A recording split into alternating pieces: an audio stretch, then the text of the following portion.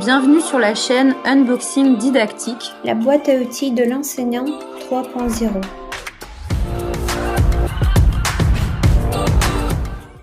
Bienvenue sur la chaîne Unboxing Didactique, la boîte à outils de l'enseignant 3.0. Je suis Mélanie. Et moi, Yulia. Et nous sommes toutes deux enseignantes de langue. Mélanie, enseignante d'anglais dans le supérieur. Et Yulia, enseignante de russe dans le secondaire. Notre chaîne est à destination des enseignants de langue et met en avant des outils numériques en lien avec l'enseignement-apprentissage des langues.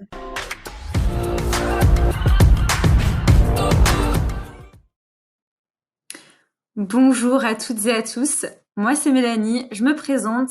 C'est peut-être pas la première fois que vous m'entendez, mais c'est certainement la première fois que vous me voyez. En effet, je vous retrouve ici dans le cadre du projet Unboxing Didactique, donc un projet qui a été mené avec Yulia tel qu'on vous l'a expliqué dans l'intro. Je vous retrouve aujourd'hui pour vous parler d'une application que vous voyez là à mon écran qui s'appelle Hablo. Et je reviens dans un instant pour vous montrer à quoi ça ressemble sur téléphone. Voilà, donc on est de retour depuis mon smartphone pour installer l'application ensemble. Comme ça, je vais tout vous montrer. Donc, je vais faire ouvrir. Je vais me créer un compte, me recréer un compte. Comme ça, je vais le faire vraiment en même temps que vous. Donc, je vais faire rejoindre Hablo. Vous pourrez lire la charte d'utilisation la première fois. Hein. C'est vraiment très, très réglo.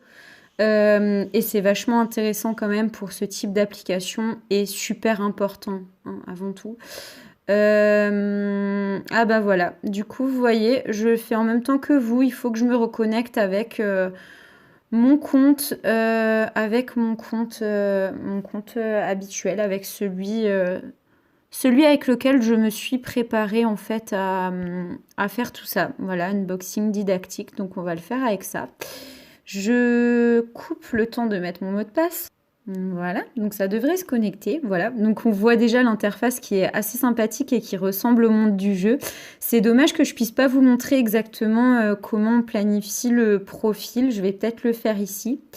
Donc en fait, c'est ce type d'information là que j'ai rentré au début en découvrant vraiment la plateforme, en créant mon compte et où j'ai pu aussi être familiarisée avec les règles d'utilisation de cette plateforme en termes de sécurité.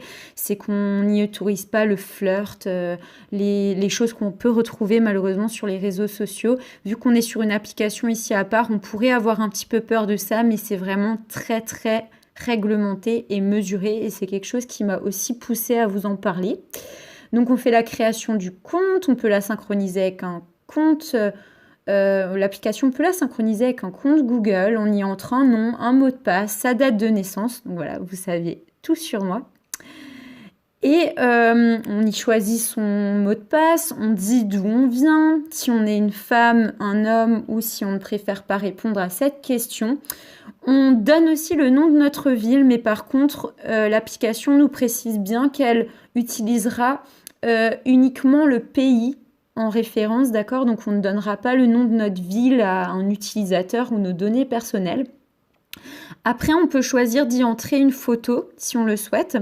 Par contre, également, la photo est très très réglementée, c'est-à-dire que il y a une intelligence artificielle qui va vraiment détecter si la photo est adéquate et à leurs normes en fait, à eux.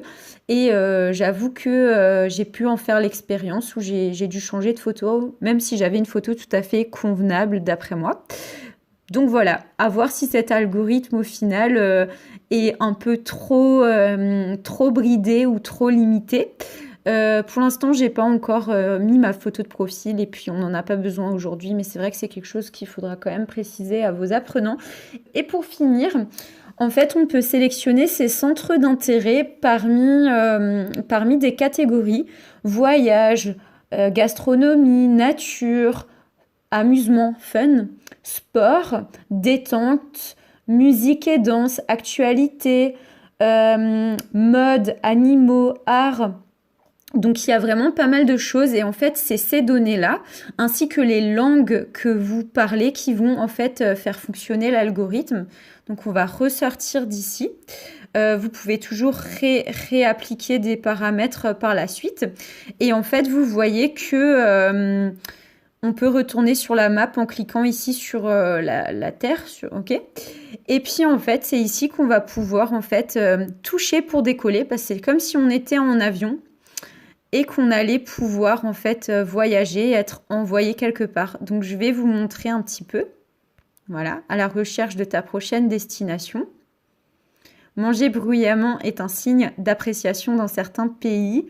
Ben d'accord, ok, je vais pouvoir peut-être même en parler avec la personne.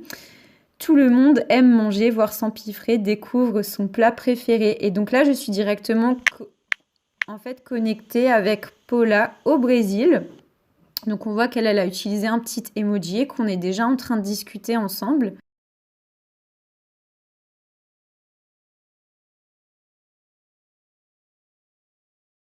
Ok, donc là on voit que Paula, elle veut parler français avec moi. On voit aussi que en fait sa langue c'est le portugais et qu'elle a possibilité en fait de directement traduire. Donc ça peut être pratique et je vais lui répondre.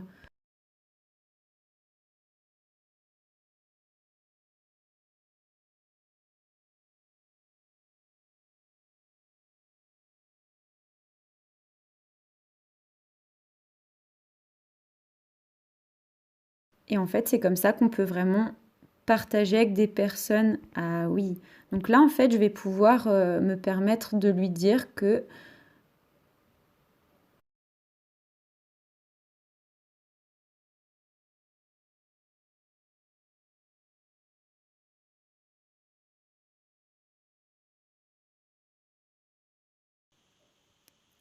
ok, bon, je suis encore à la découverte, vous voyez. Et en fait, ce que je peux faire, c'est que je peux décider si je veux me connecter en tant qu'amie avec Paula. Donc là, je peux voir son profil et tout. Et après 6 messages d'échange, je vais pouvoir devenir amie avec elle, créer un lien. Et vous voyez là, on a un petit challenge qui est répond à 6 questions et apprenez à vous connaître. Je vais juste lui dire, je vais devoir partir. À bientôt. Voilà. Et là, en fait, on peut en fait quitter la discussion et partir pour un autre voyage. Et ce qu'on voit, c'est que comme j'ai parlé à quelqu'un, que j'ai démarré la conversation, qu'on a envoyé 5 messages chacune, en fait, on accumule des miles qu'on va pouvoir accumuler. Et c'est des miles de voyage, du coup. Et on peut, en fait, choisir notre prochaine destination, vous voyez. Alors là, je vais peut-être couper la machine. Je vais directement quitter, voilà, les politesses, on peut les faire quand même en temps réel. Hein. Et ah bah voilà, en plus je me fais reprendre, vous voyez. Compris, compris, compris. Et en plus, l'avantage, bon, vous voyez bien que c'est quand même une application qui ne s'arrête pas de fonctionner. Hein. Profil, on va refonctionner comme ça. Donc voilà, c'est un peu comme des outils qu'on peut vous montrer au quotidien, c'est qu'ils ont, leurs limites, vous voyez. Et là, je vais faire quitter. Mon voyage s'arrête. Voilà, on a trouvé. Vous voyez, je découvre en même temps que vous, hein, donc c'est quand même intéressant. Et là, en fait, ça vous montre les personnes avec qui j'ai échangé. On va pouvoir lire le message d'Eva qui nous explique en fait comment ça fonctionne, etc.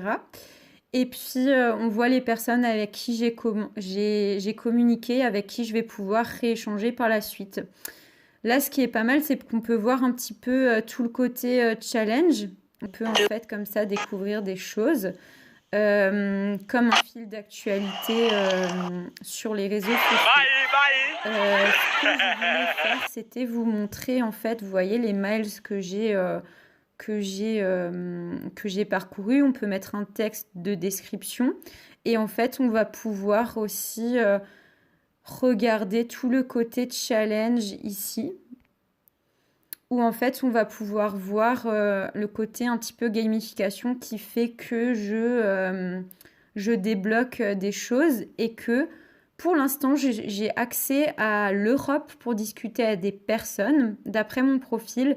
Et en fait, au fur et à mesure où je gagnerai des points, je vais pouvoir débloquer des parties du monde. Donc, je trouve ça assez intéressant. Ben, je crois qu'on a fait le tour de cette application.